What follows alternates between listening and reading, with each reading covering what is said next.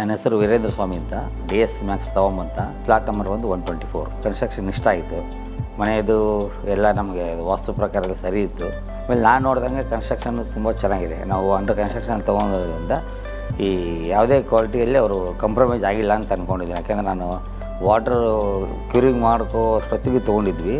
ಅವಾಗಿಂದ ನಾನು ನೋಡ್ತಾನೆ ಬಂದು ಇಲ್ಲಿವರೆಗೂ ಕನ್ಸ್ಟ್ರಕ್ಷನ್ ಮಾಡಿ ತುಂಬ ಚೆನ್ನಾಗಿದೆ. ಆ ಕ್ವಾಲಿಟಿ ನಮಗೆ ಇಷ್ಟ ಆಯಿತು. ಅಂದರೆ ಸ್ವಂತ ಮನೆ ತೊಗೊಳ್ಳೋರಿಗೆ ಒಂದು ಕನಸು ಇರುತ್ತಲ್ಲ, ಆ ಕನಸಲ್ಲಿ ತೊಗೋಬೋದು. ಸ್ವಲ್ಪ ದುಡ್ಡಲ್ಲೇ ನಾವು ಚೆನ್ನಾಗಿರಬೇಕು ಅಂದರೆ ಅಪಾರ್ಟ್ಮೆಂಟೇ ಚೆನ್ನಾಗಿರ್ತವೆ. ಕೆಲವೊಬ್ಬರು ವಾಸ್ತು ನೋಡಿ ಮಾಡಲ್ಲ, ಪೂರ್ವಕ್ಕೆ ಬಾಗಿಲು, ಉತ್ತರಕ್ಕೆ ಬಾಗಿಲು ಈ ಥರ ಇದ್ದರೆ ನಮಗೆ ತುಂಬ ಇದನ್ನಿಸ್ತು. ಯಾಕೆಂದರೆ ಎಲ್ಲರೂ ಒಂದೇ ಥರ ತೊಗೊಳ್ಳೋರಿರಲ್ಲ. ಅದರಿಂದ ಎಲ್ಲ ಒಂದೇ ಥರ ಇರೋದ್ರಿಂದ ಯಾವ ನಿಮಗೆ ಅನಿಸೋಗಟ್ಟಿಗೆ ಫೇಲ್ ಅಂತ ಯಾವಿಲ್ಲ. ಮನೆಗಳು ಎಲ್ಲ ಚೆನ್ನಾಗಿದೆ. ಕಾರ್ನರ್ ಮನೆ ಆಗಲಿ, ನಾನು ತೊಗೊಂಡಿದ್ದು ಮನೆ 124 ಆಗಲಿ, ವಾಸ್ತು ಇದಕ್ಕೆ ನಾನು ತೊಗೊಂಡಿದ್ದಿಲ್ಲ ಅಂತ ತೊಗೊತಾ ಇರಲಿಲ್ಲ. ಬಟ್ ಬೇರೆ ಬಿಲ್ಡರ್ಗೆ ಅಂದರೆ ಬೇರೆ ಕಡೆ ಇತ್ತು, ಕಡಿಮೆ ಇತ್ತು.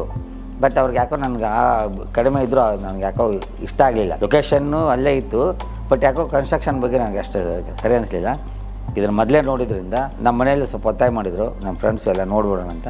ನನ್ನಿಂದ 3 ಜನ ತೊಗೊಂಡಿದ್ದಾರೆ. ನಾನು 3 ಇಂದ 4 ಜನಕ್ಕೆ ಅವ್ರಿಗೆ ಅಲ್ಲಿ ಇದು ಮಾಡಿದ್ದೆ. ಅದರ ಒಟ್ಟಿಗೆ ನಾನು ಟೋಟಲ್ 3 ಜನ ಒಟ್ಟಿಗೆ ತೊಗೊಂಡಿದ್ವಿ. ಮುಂದೆ ಯಾವುದೇ ಫ್ಯೂಚರಲ್ಲಿ ನೀರು ಬರುತ್ತೆ ಎಲ್ಲ ನೋಡಿದೆ. ಬೇರೆ ಕಡೆ ಎಲ್ಲ ಈ ಸೌತ್ ಬೆಂಗಳೂರಲ್ಲೆಲ್ಲ ಸ್ವಲ್ಪ ಮಳೆ ಆಗಿಬಿಟ್ರೆ ನೀರು ನಿಂತು ಬಿಡುತ್ತೆ, ಎಲ್ಲ ಇದಾಗ್ತಾರೆ. ನಮ್ಗೆ ಆ ಥರ ತೊಂದರೆ ಇಲ್ಲ. 100% ಅದಕ್ಕೆ ನಾವು ಇದು ಕೊಡ್ಬೋದು. ಯಾವುದೇ ಆಗಲಿ ದುಡ್ಡು ಹಾಕೋನ್ಗೆ ಏನಿರುತ್ತೆ ಅಂದರೆ ನಾನು ಕೊಟ್ಟಿದ್ದ ದುಡ್ಡಿಗೆ ನಂಗೆ ನ್ಯಾಯ ಬೇಕು. ನೀವು 10 ರೂಪಾಯಿ ಆದರೂ ವಸ್ತು ತೊಗೊಂಡ್ರು ನಾವು 2-3 ಸಲ ಚೆಕ್ ಮಾಡಿ ತೊಗೊತೀವಿ.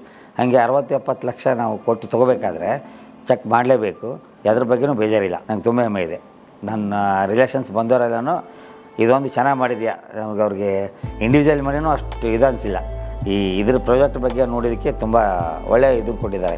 ದುಡ್ಡು ಹಾಕಿದ್ದಕ್ಕೂ ಚೆನ್ನಾಗಿದೆ, ಚೆನ್ನಾಗಿ ತೊಗೊಂಡಿದೆ ಅಂತ ಹೇಳ್ಬಿಟ್ಟು. ಫ್ಲಾಟ್ ಪಕ್ಷದಾಗ KV ಸತೀಶ್ ಅವರು ನೋಡಿದ್ದೀನಿ. ಅದೇ ಅವ್ರದ್ದು ನಿಮ್ಮ ಥೀಮ್ ಏನಂದರೆ ಟೋಟಲ್ ಆಗಿ ಯಾರು ಬಾಡಿಗೆ ಮನೆಗೆ ಇರಬಾರ್ದು ಅಂತ. ಬಾಡಿಗೆ ಮನೆಗೆ ಇರೋದನ್ನ ಅದೇ ನೀವು EMI ಕಟ್ಕೊಂಡು ರೆಂಟ್ ಮಾಡೋದು ಅಂತಿದೆ. ಅವ್ರ ಥೀಮ್ ಚೆನ್ನಾಗಿದೆ. ನಿಮ್ಮ ಪ್ರಾಜೆಕ್ಟ್ ಚೆನ್ನಾಗಿದೆ, ನಿಮ್ಮ ಪ್ರಾಜೆಕ್ಟಲ್ಲಿ ಕೆಲಸ ಮಾಡೋರು ಎಲ್ಲರೂ ಚೆನ್ನಾಗಿದ್ದಾರೆ. ನಿಮ್ಮ ಕಂಪ್ನಿಗೆ, ನಿಮ್ಮ ಮಾಲಕರಿಗೆ, ನಿಮ್ಮ ಎಂಪ್ಲಾಯೀಸಿಗೆ ಬೆಸ್ಟ್ ಆಫ್ ಲಕ್. ನೆಕ್ಸ್ಟ್ ಇದೆ 1 10 10ರಿಂದ 100 ಆ ಥರ ಆಗಿ ನಿಮ್ಮ ಪ್ರಾಜೆಕ್ಟು ಬೆಳೀಲಿ, ನೀವು ಬೆಳೀರಿ. ಆಲ್ ದಿ ಬೆಸ್ಟ್ ಎಲ್ಲರಿಗೂ.